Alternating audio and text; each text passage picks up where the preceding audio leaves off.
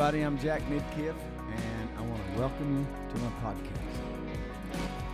It is always super cool for me to hear from people that have watched and downloaded and subscribed to and been a part of the podcast that I'm doing. So thank you, first of all, if you're one of the regular listeners and watchers. And but if you're just catching this maybe for the first time, why don't you go to Spotify and YouTube and Facebook and Instagram and TikTok and all those places and follow me, and we can be hooked up, and hopefully one day I'll be able to say something or help you with something, or maybe God will give me an idea that will be exactly what you need for that day.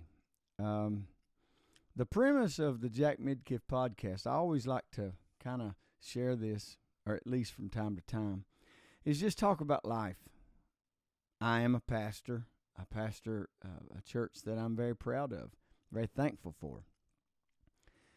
High Praises Church has been a thing, a place, a community that's changed my life.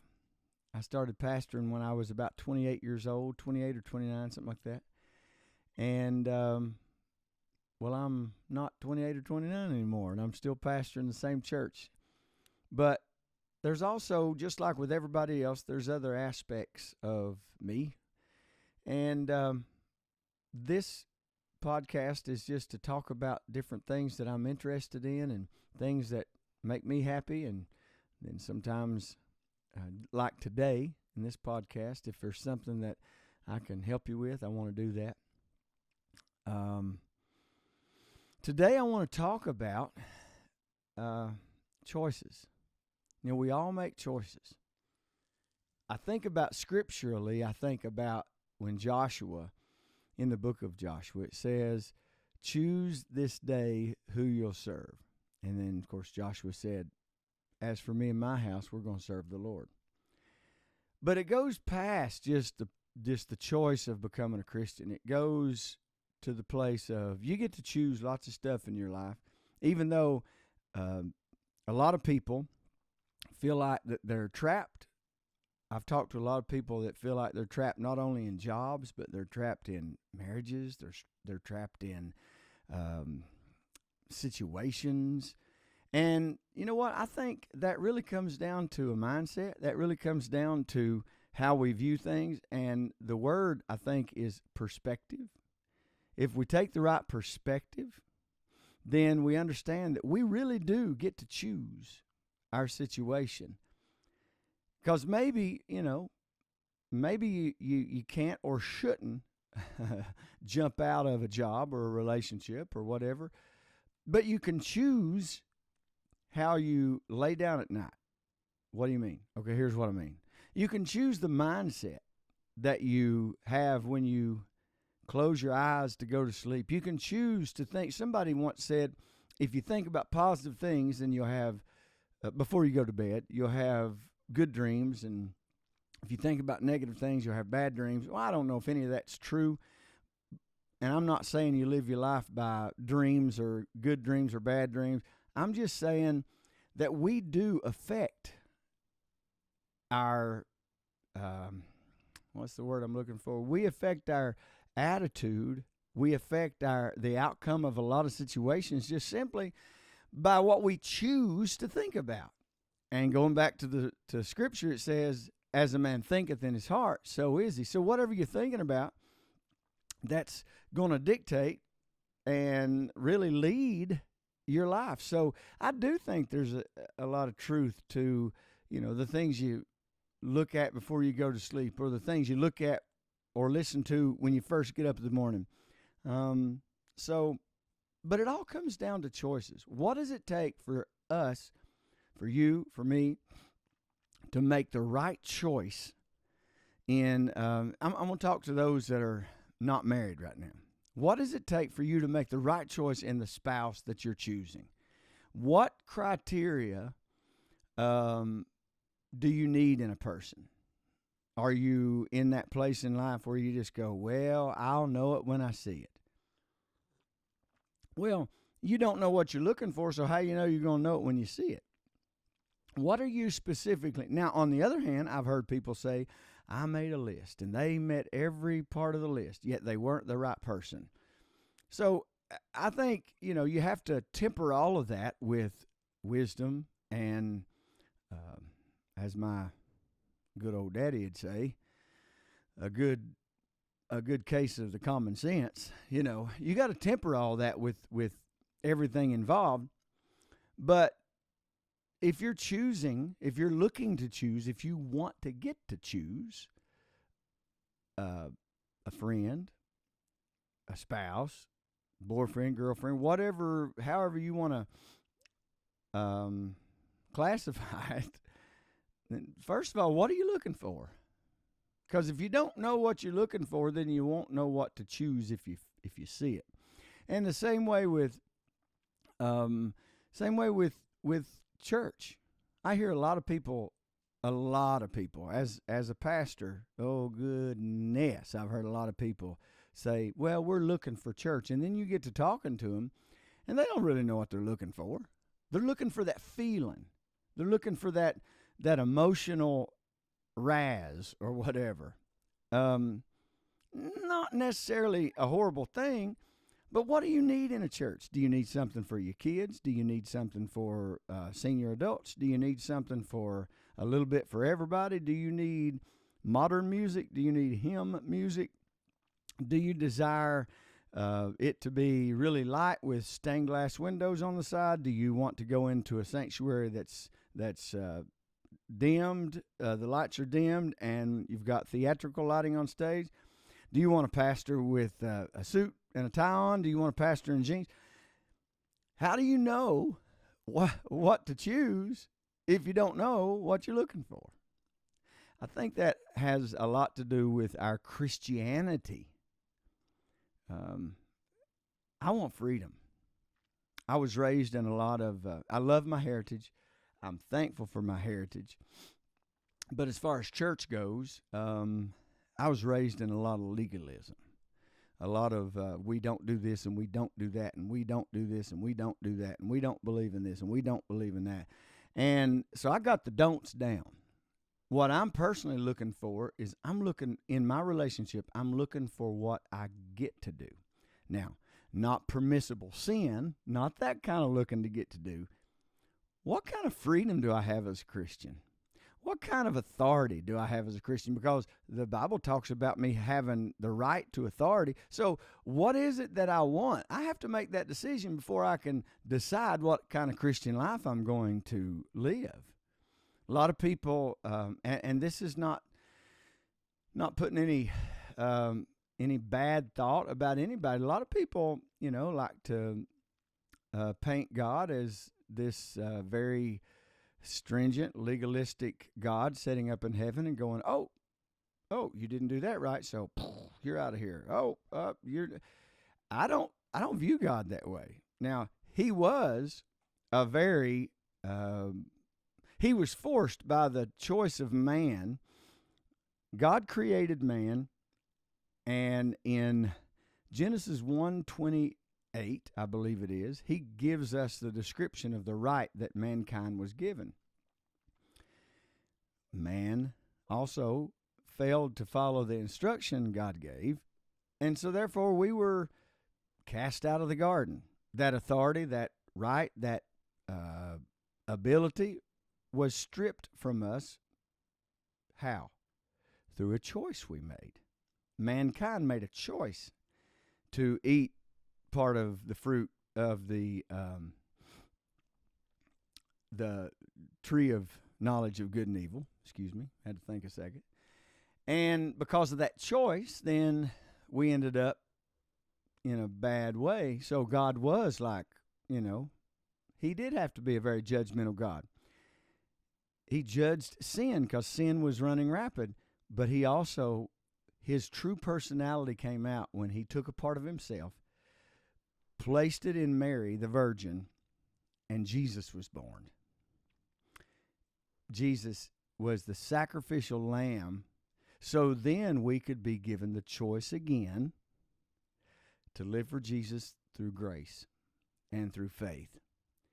And so it comes down to, what do you choose? How do you want to choose to be a Christian?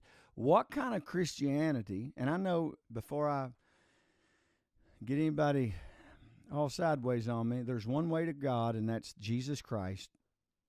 No other way. But my point is, there's a lot of ways to live a Christian life. So how do you choose to do that? Okay, let's talk about more practical things on this earth.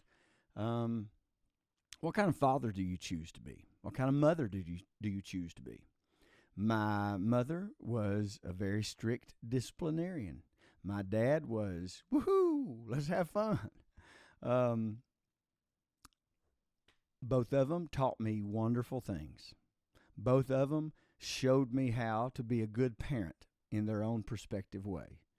What I've chosen to do is try to live a moderate life between both of those, because without discipline, all right, I'm gonna be Jack for a minute. Without discipline, you eat too much and you get fat. Without discipline, you don't brush your teeth. Without discipline, you don't go to work. So you have to have discipline. But having discipline and being the right kind of person, or in what I'm talking about, the right kind of parent, you also can be too stringent. You can be too hung up on the rules and forget about the person. So I've tried, and I feel like not always been the best or succeeded at that, but I've tried to moderate that. So I've chosen to take a little bit of Jack, that was my dad's name, take a little bit of Doyle, that's my mom's name, and, they both taught me things that were good. But my choice was not to be either one of them exactly, but to be the best I could be in what I saw was right as a parent. So what kind of parent do you want to be? What kind of friend do you want to be? That's a good question. How many's have you ever had a friend that you go, you're a horrible friend? Maybe not to them, but you say it to yourself. You're not loyal. You're not, you don't keep secrets. You don't pay my money back when you borrow money. You don't do any of the good things. And then you've got these other people that you go, I want to be just like that person. I want to be a friend like them. I want to be giving and forgiving, and I want to be just like them. So guess what? Today you have a choice that you get to be whatever you choose to be. What kind of business person do you want to be? Do you want to be the kind of business person? I don't know, and this is not necessarily meant to be a plug for the show, but I don't care. I watch Shark Tank a lot. And through that, I've seen a lot of different types of entrepreneurs. They come in, and some of them are interested in just making money. Some of them are interested, because the ones that are interested in just making the money, if one of the sharks say, okay, I'll give you this amount of money for your whole company, I've seen them sell the entire company right there. And then you've got other people that will go, no, I don't want to sell my company. I want to build this, and I want to have something of my own. Then you've got other people that will go in and go, I want to be the kind of entrepreneur that I'm not really into making all the money. I want to make enough to live on, and then I want to give away so much money. So there's different types of entrepreneurs. What kind of business owner would you want to be? Life is full of choices. When you get up in the morning, you choose what shirt you're going to wear. You choose what socks you're going to put on. You choose what toothpaste to buy. The other day, my daughter come in my room, and she was out of toothpaste, and she borrowed my toothpaste, and she come back, and she went, that is horrible. And I said, yeah, it don't taste that great, but it's got baking soda in it. Makes me feel like my teeth's cleaner. So I choose what kind of toothpaste I use. If you had a life-changing event happening in your world today, you'll probably have to make a choice.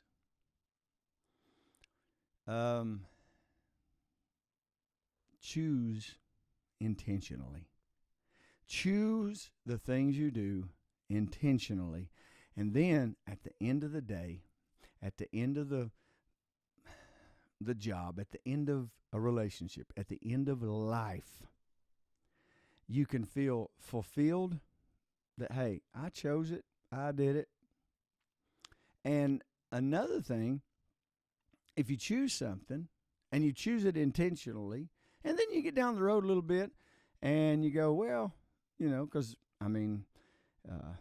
I've got an old car right now. I wanted one. I got the money. I bought one. And then it was like, I want another truck. So it's for sale right now. I chose the car I have intentionally after I got, down the road a few months. I don't regret the buy. I want something different. Now, not everything you can change your mind like that, so you need to take more account before you jump into things, and meaning relationships and that kind of thing. But choices are in so many levels of our life. I just want you to know today, and here's the whole purpose of this talk. You have control of your choices. Don't let life just happen to you. Because if you let life just happen, you may not like it. But if you decide, I'm going to make the choices for my own life. I'm going to choose to either get an education or not. Somebody told me something funny the other day. He said, and I can't remember it now. I've started, and I'm not sure I can remember how it goes, but they said that they looked at their son and they said, if you don't choose to finish school, you'll be finishing concrete. So in other words, if you don't choose what you do, then the choice will kind of be made for you. And really, nobody likes to be handed something and say, hey, you do it this way. You have to do this. You have to do this. You have to drive this kind of car. You have to be with this kind of person. No, we want to make choices. My point is, take the initiative to be proactive, be intentional, and then at the end of the day, at the end of the relationship, at the end of life, the regrets are very minimal because you made the choice. Hey, I'm Jack Midkiff. All my socials are Jack_Midkiff. I pastor High Praises Church. We have a podcast also. Go check the High Praises Church out on all the socials. Come visit us sometime. I play music also. If you hear that I'm out somewhere playing, come see me. I hope you have a wonderful day. I hope you choose to have a wonderful day today. I'll see you next time.